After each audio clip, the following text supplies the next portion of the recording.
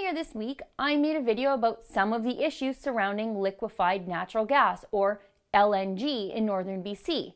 There's a glut of natural gas in North America, but northern BC and all of Canada can reap the rewards of LNG if the federal Liberals approve export projects, pipelines, liquefaction plants, and port terminals to get Canadian-made LNG offshore to Asian markets, where demand for LNG is high and even growing. But Canada has to act fast because our competitors in the LNG marketplace, namely the United States and Australia, are moving much faster than us to access export markets. Canada, right now, thanks to the federal Liberals, is slowing down the LNG approvals process, adding more regulation, adding more hoops to jump through, and adding more hurdles to climb over for LNG projects. An opportunity to create 100,000 Canadian jobs in an LNG boom could pass us all by as the Liberals kick the LNG ball down the regulatory road. And in the northern BC town of Fort St. John, where natural gas is the biggest and best game in town, they have had enough of hearing no to LNG. They have started a movement to represent the forces of yes. Yes to LNG. Yes to jobs. Yes to a future in the north. And I decided to use my friend, Fossil Fuels, and drive all the way up to beautiful Fort St. John, BC, to see one of the rallies being organized in support of LNG projects for myself. Now, you guys know I love a good rally. Fort St. John has an oil derrick right in the middle of town, so I knew that I would feel right at home when I got there. I spoke to Alan Yu, founder of Fort St. John for LNG. Here. LNG is not a it's a very safe product, and this will do very, very well with our economy. Last March 22, the Liberals actually projected a budget deficit of around 30 billion, and an LNG industry here in Canada will have at least 40 to 100,000 jobs additional, and it will add to the Canadian economy. And I honestly believe that LNG will get Canada out of the red. The rally itself started with everyone lining up along the street, holding signs in support of LNG. By the time everyone had lined up, there were people saying yes to LNG for nearly 3 city blocks. And these weren't all fracking crews and pipeliners. They were families, the young and the old. They're just people who want their community to survive and maybe even thrive into the future while helping Canada through a very tough economic downturn. I talked to a lot of people out on the street that day. The overwhelming theme was jobs and the future. Just listen.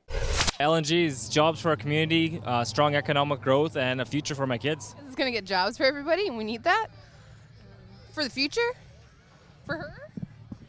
I think that the people that are opposed to LNG in our community should really think about the heat in their houses. We need the LNG for the jobs so people can get back to work and support their families. We can either give them EI checks or we can put in the LNG and give them jobs and keep them their pride. It means jobs, it means opportunity for everybody, it means that our children will be able to eat, and it means a guaranteed future for us. Then the rally moved to Fort St. John Centennial Park, where a special guest, Premier of BC, Christy Clark, showed up. Here. There are those around the world who would have us say no. Well, they don't just say no to LNG, they say no to everything. They say no to workers, they say no to jobs, they say no to small business. But when they say no, you know what they're saying no to? They're saying no to your future. They're saying no to your kids. They're saying no to our chance to build something better for Canada. I spoke to Fort St. John City Councillor Don Davies. Here. Energy literacy is everything. And unfortunately, we are fighting, and even the Premier said it, we're fighting the forces of no. And unfortunately, it's an uneducated no. And I have had numerous discussions with people in larger centers, Lower Mainland and such, that, there's not much knowledge that comes beyond the thermostat on their wall where their natural gas comes from. And BC being BC, there were about 4 counter-protesters there. They don't like the Site C hydro dam project being built in BC. So I thought I'd ask them about how they met their energy needs. Here. I'm a firm believer in conservation, and I think that for $9 billion, a lot of British Columbians could have residential energy development, home efficiency programs, grants made for them to make energy more affordable for British Columbians rather than costing them more. Do you have any residential solar panels on your house? No, I can't afford them. That's why I think this $9 billion would be much better invested in incentivizing that for British Columbians. We have plenty of natural gas, and that's what we should be using to meet any of our energy needs. There's also solar power, there's wind power, and there's geothermal power. Geothermal power is abundant all over this entire province. And Fort St. John Mayor Lori Ackerman was there. She's been such a vocal advocate for her city and the resource industry that fuels the economy in the north. Here. This was a remarkable turnout by the community to once again show their support for LNG. This is a commodity that every day these people get up in the morning and they extract it and they process it and they ship it safely to end users across North America. We need to get off the North American grid and get this commodity to the international market. LNG is clean burning and plentiful, and the world wants it. The world should be getting it from Canada. Canada needs these jobs and the economic activity all these jobs will create. Fort St. John and the residents of northern BC and even northern Alberta are tired of hearing no. They're tired of hearing that the federal government says that they need to wait just a little bit longer for answers.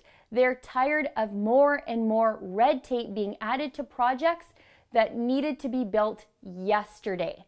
The forces of yes, the forces of economic growth, employment, and prosperity now and in the future are so much louder than the forces of no. I saw that for myself firsthand when I went to Fort St. John. For the Rebel.media, I'm Sheila Gunn-Reid. Thanks for watching. Click here to never miss a Rebel update. Want even more of the Rebel? Well, click here to become a premium member.